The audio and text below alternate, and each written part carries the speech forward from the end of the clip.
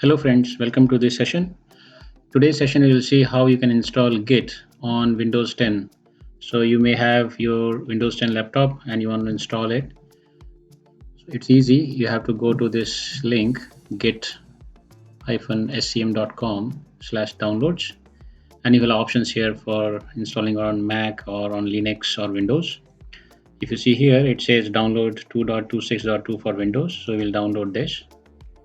It may take few seconds. Your download is starting now and you see it is around 45 MB. It will take few seconds to download. You can see I already downloaded it earlier, so it's naming it as bracket 1, so it's a second one. And once it's downloaded, yeah, for me it's saying whether I should keep it or not because it's a exe format. I will say keep it, and we'll open this and run it. So it will show you this screen. You just say next and again next. Here it will give you options for OpenSSH or .isp-link. We'll use default OpenSSH. Next. One more thing to let you know, I have downloaded 64-bit because my OS is 64-bit. Most probably all of you would have now 64-bit OS, but just do take care. If it is 32-bit, then you have to download a separate exe. Here the options are given here. So it will take a couple of minutes to download and install it now.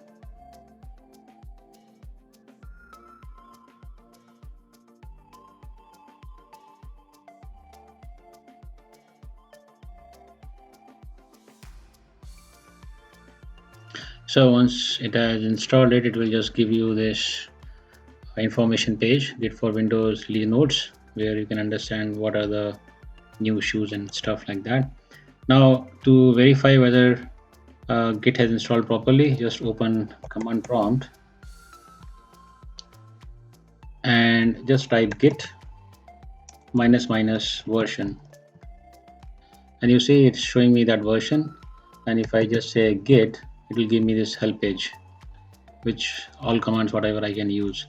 Which this shows that my git installed properly and it is found whenever the git commands are run. So the details of exes are added into path correctly.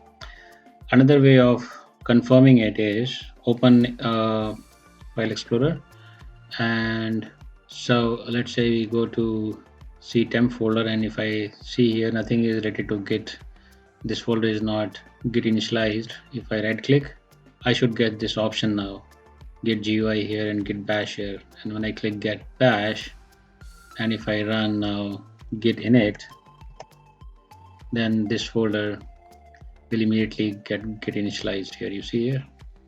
So that's it. It's so easy to install Git.